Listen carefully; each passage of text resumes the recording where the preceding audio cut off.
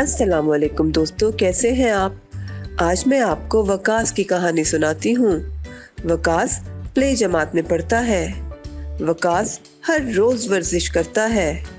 Waqas wagon में बैठकर school जाता है।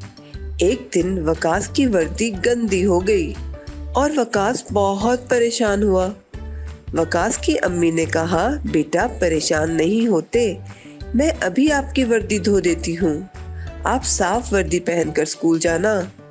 अच्छे बच्चे साफ सुथरी वर्दी पहनकर स्कूल जाते हैं। दोस्तों, वैगन, वर्दी और वर्जिश की शुरू की आवाज व है। व व व। अरे ऐसे बोलो, व व व। मेरे साथ मिलकर बोलो, व व व।